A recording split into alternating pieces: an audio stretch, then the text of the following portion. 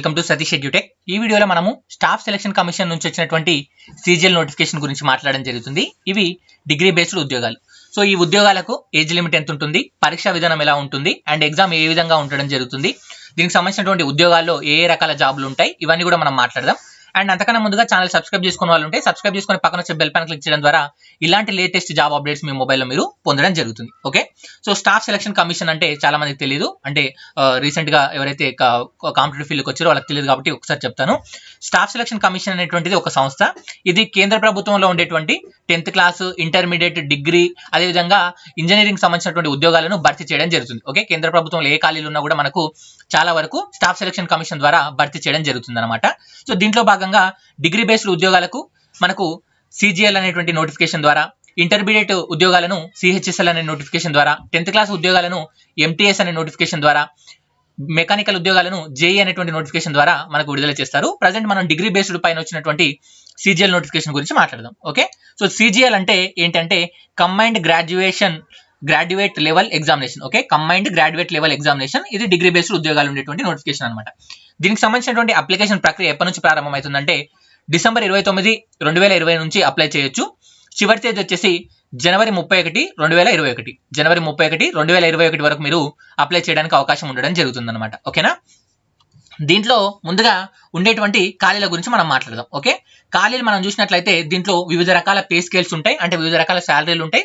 శాలరీలకు తగ్గట్టుగా ఉద్యోగాలు అయితే ఉండడం జరుగుతుంది అనమాట. ఓకే, సో ముందుగా మనం చూసినట్లయితే ఇక్కడ assistant audit officer, assistant accounts officer, ఈ రెండింటికి శాలరీ హైయెస్ట్ ఉంటుంది. 47,600తో శాలరీ అనేటువంటి స్టార్ట్ అవుతుంది. దీనికి 30 సంవత్సరాల లోపున్న వాళ్ళు ఎవరైనా అప్లై చేయొచ్చు.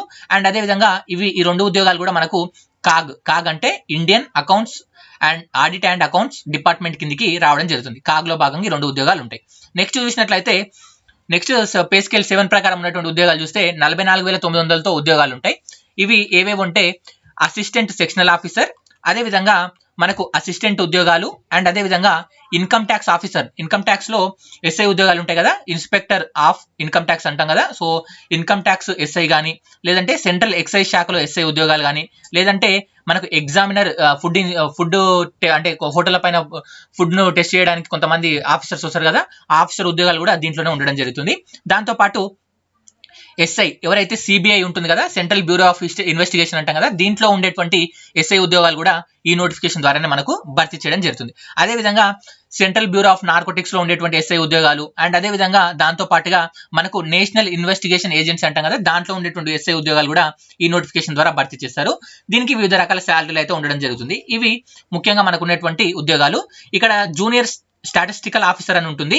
ఇది చాలా చాలా ఇంపార్టెంట్, ఎందుకంటే ఈ యొక్క జూనియర్ స్టాటిస్టికల్ ఆఫీసర్ ఏదైతే ఉందో ఈ ఉద్యోగానికి మాత్రమే క్వాలిఫికేషన్ అలాగ ఉంటుంది.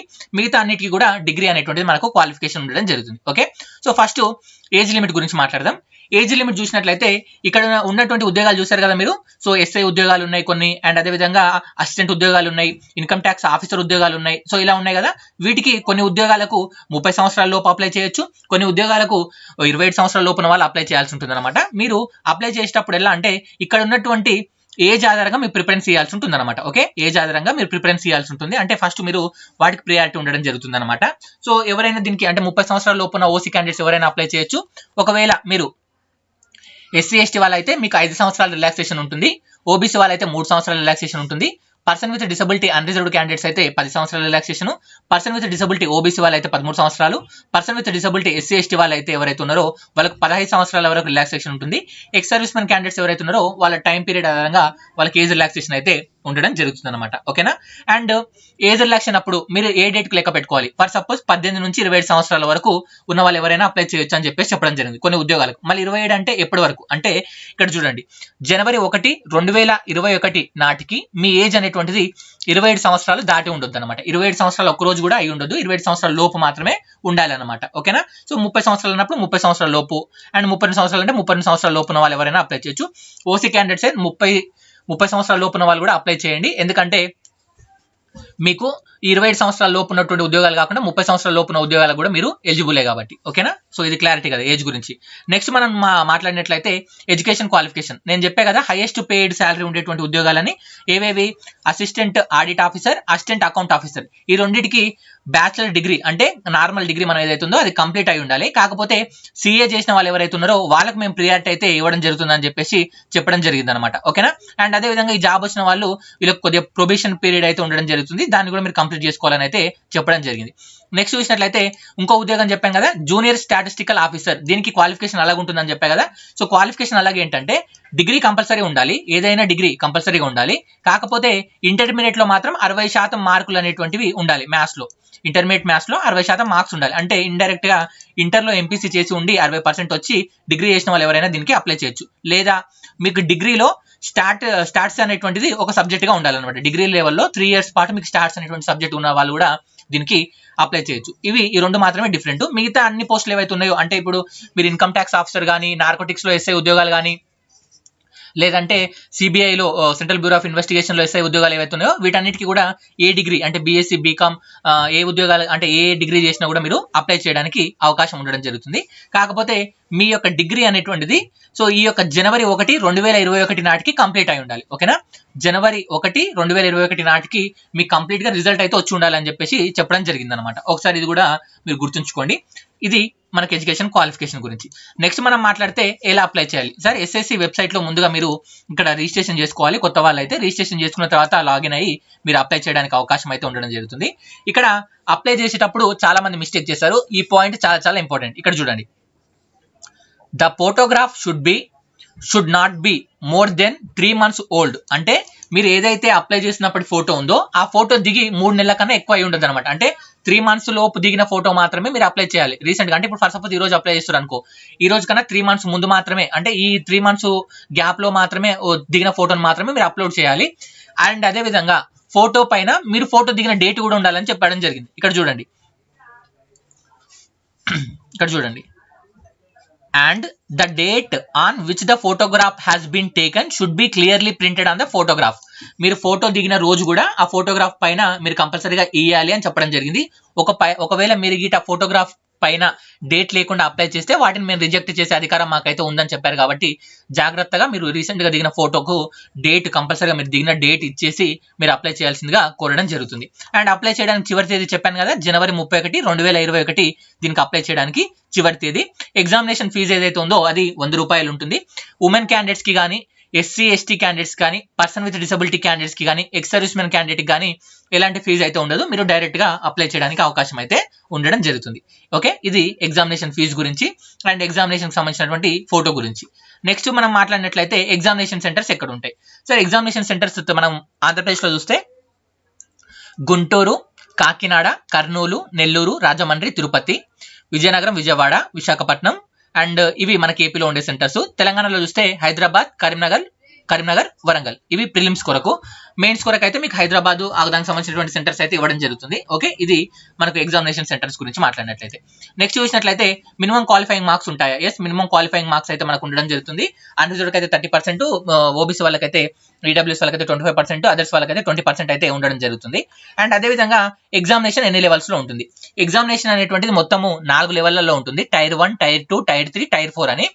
టైర్ 1 లో కంప్యూటర్ బేస్డ్ ఎగ్జామినేషన్ ఉంటుంది. దాంట్లో మెరిట్ వచ్చిన వాళ్ళకు టైర్ 2 లోకి తీసుకుంటారు.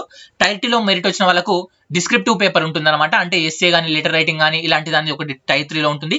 అది క్వాలిఫై అయిన వాళ్ళకు కంప్యూటర్ ప్రొఫిషియన్సీ టెస్ట్, అంటే కంప్యూటర్ ప్రొఫిషియన్సీ టెస్ట్ అంటే మీకు కంప్యూటర్ నాలెడ్జ్ ఉందా లేదా, మినిమం టైపింగ్ వస్తుందా లేదా అనేటువంటి దాన్ని మీకు చెక్ చేయడం జరుగుతుంది అనమాట. ఓకే, ఇవి ఎగ్జామినేషన్ గురించి. సో మరి దీంట్లో నెగిటివ్ మార్కింగ్ ఉంటుందా ఉండదా, అండ్ ఉంటే ఎన్ని మార్కులు నెగిటివ్ ఉంటాయి, పేపర్ ఏ లాంగ్వేజ్ లో ఉంటుంది? పేపర్ అనేటువంటిది మనకు మొత్తము ఇంగ్లీషు, హిందీ లాంగ్వేజ్ లోనే ఉంటుంది. ఇంగ్లీష్ మరియు హిందీ లాంగ్వేజ్ లో ఉంటుంది. మీకు ప్రిలిమ్స్ లో అయితే మనకు హాఫ్ నెగిటివ్ మార్క్ ఉంటుంది. ఓకేనా, హాఫ్ అంటే ఒక బిట్కు మీరు తప్పు పెట్టినట్లయితే హాఫ్ నెగిటివ్ మార్క్ అనేటువంటిది మీకు పడడం జరుగుతుంది. ఒకటి రైట్ ఆన్సర్ పెడితే 2 మార్క్స్ వస్తాయి.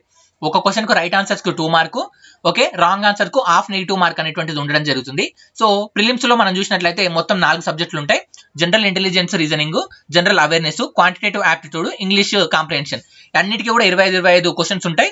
50 మార్కులు ఉంటాయి. మొత్తం 200 మార్క్ కి ప్రిలిమ్స్ అనేటువంటిది ఉండడం జరుగుతుంది అనమాట. ఓకేనా, అండ్ హైయెస్ట్ మార్క్స్ వచ్చిన వాళ్ళని నెక్స్ట్ స్టేజ్కి తీసుకుంటారు. సో టైర్ 2 లో మాత్రం 0.25 నెగిటివ్ మార్కింగ్ ఉండడం జరుగుతుంది అని చెప్పేసి క్లియర్ గా వాళ్ళు పేర్కొనడం జరిగింది. దానికి సంబంధించినటువంటి క్లియర్ సిలబస్ ను కూడా వాళ్ళు ఇక్కడ ఇవ్వడం జరిగింది. డిస్క్రిప్టివ్ 100 మార్క్స్ ఉంటుందని, టైర్ 4 లో మీకు కంప్యూటర్ పైన ఏమేమి సిలబస్ ఉంటుందో అవన్నీ కూడా ఇక్కడ ఇచ్చారు. మీరు నోటిఫికేషన్ ద్వారా చూడండి. నోటిఫికేషన్ లింక్ మీకు డిస్క్రిప్షన్ లో నేను ప్రొవైడ్ చేయడం జరుగుతుంది. నెక్స్ట్ చూసినట్లయితే ఎస్ఐ ఉద్యోగాలు ఉన్నాయి కదా, ఎస్ఐ ఉద్యోగాలకు మీకు ఫిజికల్ ఫిట్నెస్ అనేటువంటిది కంపల్సరీగా ఉండాలి. ఓకే, సెంట్రల్ ఎక్సైజ్ ఎస్ఐ కావాలనుకున్నా, ఇన్కమ్ ట్యాక్స్ ఎస్ఐ కావాలనుకున్నా మీరు కంపల్సరీగా ఎస్ఐ లేదా మీరు ఇన్స్పెక్టర్ లేదా సబ్ ఇన్స్పెక్టర్ ఉద్యోగాలు దేనికైతే అప్లై చేస్తారో మీకు హైట్ అనేటువంటిది 157.5 సెంటీమీటర్స్ హైట్ ఉండాలి. చెస్ట్ 81 సెంటీమీటర్స్ ఉండాలి. గాలి తీసుకున్నప్పుడు 5 సెంటీమీటర్స్ పెరగాలి అనమాట. తెలుసు కదా, ఛాతీ విస్తీర్ణం రావాల్సి ఉంటుంది. ఫిజికల్ టెస్ట్ లో మీకు చూసినట్లయితే వాకింగ్ టెస్ట్ ఉంటుంది. 15 నిమిషాల్లో 1600 మీటర్లు కంప్లీట్ చేయాల్సి ఉంటుంది. సైక్లింగ్ టెస్ట్ ఉంటుంది. సైకిల్ వస్తుందా లేదా, 30 నిమిషాల్లో 8 కిలోమీటర్ల సైకిల్ అయితే తొక్కాల్సి ఉంటుంది. ఇది మేల్ క్యాండిడేట్స్. ఫీమేల్ క్యాండిడేట్స్ ఎవరైతే ఎస్ఐకి ఉద్యోగాలకు అప్లై చేస్తున్నారో వాళ్ళ హైట్ 152 సెంటీమీటర్స్ ఉండాలి. వెయిట్ 48 కేజీలు ఉండాలి. ఫిజికల్ ఫిట్నెస్ టెస్ట్ లో 1 కిలోమీటర్ని 20 నిమిషాల్లో వెళ్లాల్సి ఉంటుంది. అండ్ సైక్లింగ్ 25 నిమిషాల్లో 3 కిలోమీటర్ల సైక్లింగ్ అనేటువంటిది మీరు చేయాల్సి ఉంటుంది అనమాట, ఎవరైతే ఎస్ఐ ఉద్యోగాలకు సెలెక్ట్ అవుతారో ఫైనల్ గా. ఓకేనా, ఇది మీకు ఉండేటువంటిది మినిమం అంశం. అదేవిధంగా ఇక్కడ ఏదైతే సిబిఐ ఉందో, సిబిఐకి ఎవరైతే ఎస్ఐ ఉద్యోగాలకు అప్లై చేశారో వీళ్ళకి మాత్రం హైట్ అలాగ ఉంటుంది. ఇక్కడ సిబిఐ ఉద్యోగాల హైట్ అయితే మెన్ కి 165, ఉమెన్ కి అయితే 160 ఉండడం జరుగుతుంది. అండ్ అదేవిధంగా చెస్ట్ అయితే 76 సెంటీమీటర్స్ చెస్ట్ ఉండాలి. బాయ్స్ కి అయితే విజన్ కూడా పర్ఫెక్ట్ విజన్ ఉండాలని అయితే చెప్పడం జరిగింది అనమాట. ఓకేనా, అండ్ నేషనల్ ఇన్వెస్టిగేషన్ ఏజెన్సీకి అయితే హైట్ 170 సెంటీమీటర్స్ ఉంటుంది.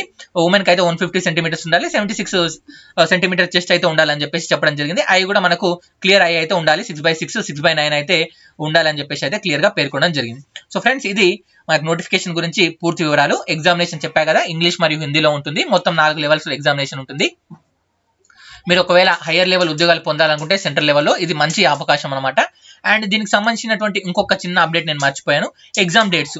దీనికి సంబంధించినటువంటి ఎగ్జామినేషన్ ఏదైతే ఉందో, ఫస్ట్ సిబిటి అన్నాం కదా, ఫస్ట్ సిబిటి ఎప్పుడు ఉంటుందంటే మనకు ఈ యొక్క ఏప్రిల్ తర్వాత మే. ఓకే, మే 29 నుంచి ఉంటుంది. ఓకే, మే లాస్ట్ లో ఉంటుంది అనమాట. మే 29 నుంచి ఏప్రిల్ 7 వరకు ఈ యొక్క ఫస్ట్ సిబిటి 1 అయితే ఉంటుంది. మీకు ఆల్మోస్ట్ 6 మంత్స్ టైం అయితే ఉంది ఇప్పటి నుంచి మీరు ప్రిపరేషన్ స్టార్ట్ చేసిన. ఓకేనా, ఇది వీడియో నచ్చినట్లయితే లైక్ చేయండి, మీ ఫ్రెండ్స్ తో పాటు షేర్ చేయండి. ఇంకేమైనా డౌట్ ఉన్నట్లయితే కామెంట్ బాక్స్ లో అడగండి, మీ ప్రశ్నలకు నేను సమాధానం ఇవ్వడానికి ట్రై చేస్తాను. Thank you very much friends, have a nice day.